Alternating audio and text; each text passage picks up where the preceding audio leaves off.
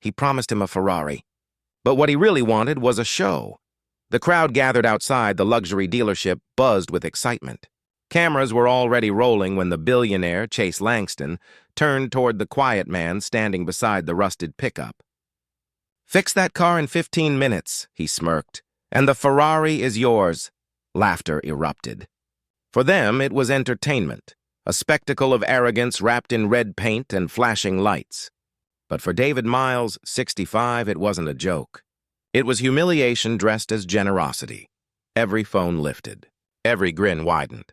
Someone shouted, "Come on, old man, prove yourself!" Chase folded his arms, enjoying the moment, confident the cameras would catch another viral clip of a desperate man failing under pressure.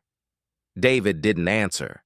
He simply stared at the gleaming Ferrari, the same model he had once dreamed of building, back when he still believed hard work was enough to earn respect. The crowd kept laughing, but Chase leaned closer, whispering just loud enough for the microphones to catch. "You'll never even get it to start." And yet, something in David's eyes shifted, a spark the cameras couldn't miss. He wasn't thinking about revenge. He was thinking about truth. Because when arrogance dares to challenge experience, the ending is never what the crowd expects. The morning had started quietly for David Miles. He wasn't there for luxury cars or headlines, only to pick up his niece, who worked part-time at the dealership front desk. The place gleamed with glass walls, gold accents, and people who spoke louder when the cameras turned on. David's truck had coughed its last breath right at the dealership gate. The sputtering sound caught the attention of Chase Langston, a man who measured his worth by the size of his watch and the number of followers on his phone. Chase had built his fame on humiliation. His online series, Prove Me Wrong, featured him daring strangers to impossible challenges. Every failure brought more views. Every laugh fed his ego. When David stepped out of his worn pickup, dressed in work clothes and grease-stained boots, Chase saw content, not a person. "Let me help you out." "Sir," Chase had said loudly so the crowd could hear, "tell you what, I've got a Ferrari that's been giving my team trouble. You fix it in 15 minutes, it's yours." He didn't offer out of kindness. He offered for clicks.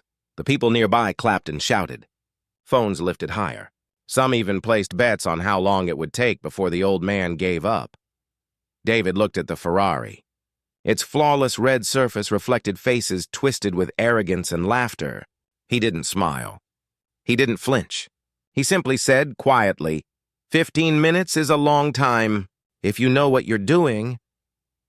That single sentence silenced part of the crowd, just for a moment, before Chase laughed again. "Oh, I like this guy," he said. "Let's make it interesting." The deal had been made. The trap was set. But no one there had any idea who they were dealing with. The cameras started rolling. Chase waved to his online audience, flashing that smile that had sold millions of views. "Ladies and gentlemen," he announced, "today I'm giving this man a chance at a dream. A Ferrari for 15 minutes of work, if he can pull it off." Laughter rippled through the crowd. Some shouted, "Go, Grandpa!" Others yelled, "Try not to break it more!" David said nothing. He moved slowly toward the car, every step deliberate, every sound from the crowd fading behind him. The Ferrari's hood gleamed under the noon sun, untouched perfection to those who saw only money. But to David, it was something else.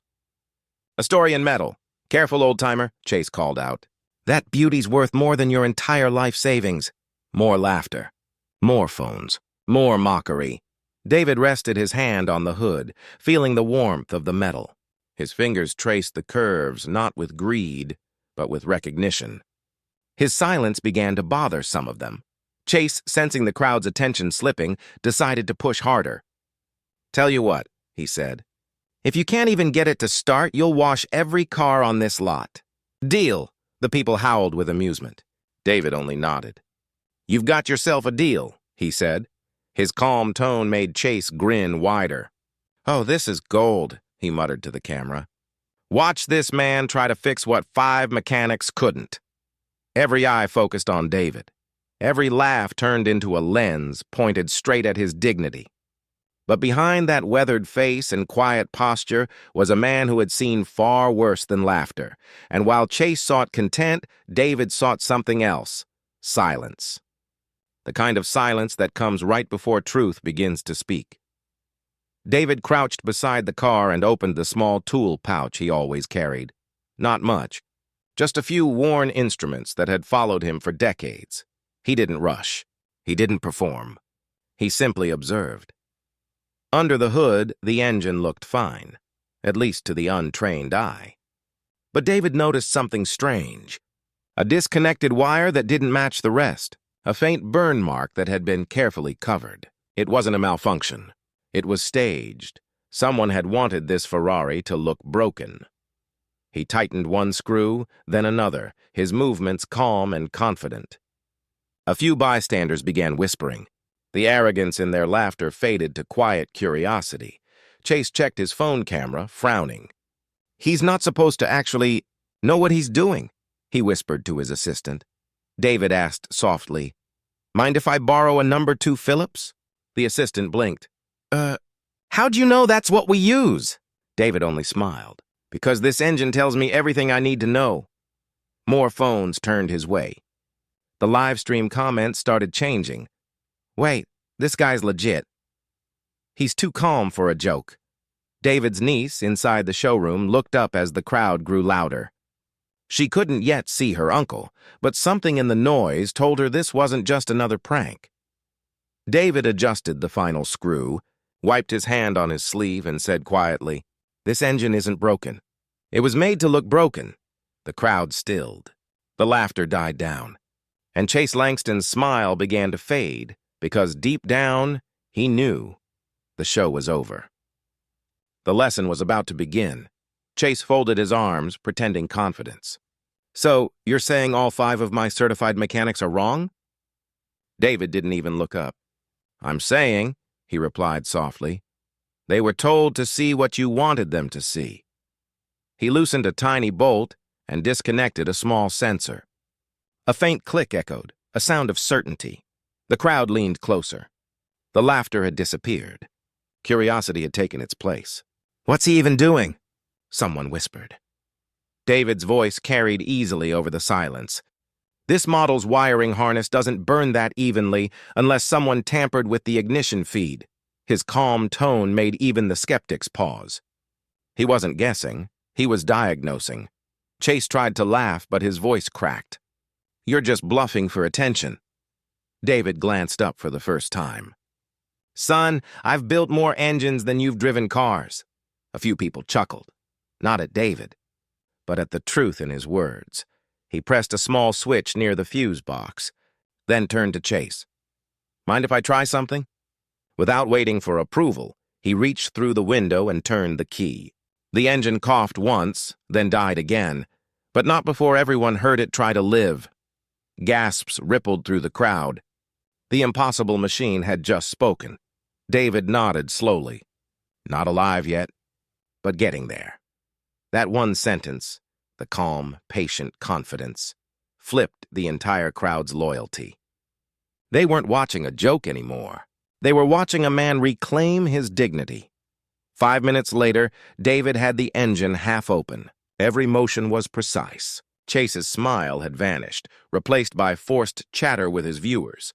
"Guys, he's taking it apart!"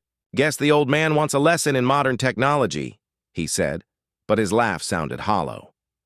David didn't respond. He pointed at a metal line running from the injector rail. "See this?" He asked no one in particular. It was cut, then welded back just enough to pass inspection. He looked straight at Chase. "Somebody staged this car's failure, probably to collect insurance." The murmurs started immediately. "What's he talking about? Is this real?" Chase forced a grin. "Now that's a wild accusation. You better watch what you're implying, old man." David wiped his hands, calm as ever. "I don't imply. I prove." He pulled his phone from his pocket and tapped a few photos. "Before I retired, I designed powertrains for Lark Automotive. This engine, every weld, every component was my department. And that weld there? It's not ours." Someone in the crowd recognized the name. "Wait, the Lark Motors? The one that builds the supercars?" David nodded once. That's right. And this one was never meant to fail, unless someone paid it to. Chase's face lost color. What are you saying? David looked at him steadily. I'm saying your insurance claim's about to look very different when they see this live stream. The words hit harder than any shout. Chase stumbled a step back. The camera phones caught everything, the shift from mockery to fear. Turn it off! He barked at his crew, but the crowd refused. One man said, Nah, this is finally getting good. David connected one last cable. Let's see if honesty still runs. He turned the key again. This time the Ferrari's engine came alive, smooth, flawless, powerful. The roar drowned out the disbelief. Every spectator felt it, justice, pure and mechanical. The car that symbolized arrogance now stood as proof of truth. The courtyard erupted. Phones filmed, mouths gaped, and the sound of the engine rolled like thunder through the marble walls of the dealership. David stepped back, wiping his hands with a rag. Seems your car was fine after all, he said evenly. Chase's live chat exploded with comments. He fixed it. The old guy just owned him. Expose the fraud, Chase shouted. This proves nothing. But his words barely reached his own audience. The noise of justice was louder. David looked at him one last time. You promised me a Ferrari, remember? Laughter erupted, not at David, but at Chase. The same crowd that had mocked the old man was now cheering for him. You want it? Chase snapped. Take it! I don't care. I don't need it, David said softly. You already gave me what I came for, Chase frowned. And what's that? Your truth. Those two words silenced the courtyard more effectively than any shout. David handed the key to one of the onlookers. Make sure the authorities get a copy of this footage. They'll know what to do. He walked back toward his old pickup as the Ferrari purred behind him, the symbol of arrogance now a soundtrack of defeat. The crowd parted for him. Phones still filming, but this time out of respect. No one laughed. No one mocked. Even Chase couldn't move. He just watched the man he tried to humiliate leave with the one thing he himself never had: honor. 3 weeks later, headlines exploded across financial networks.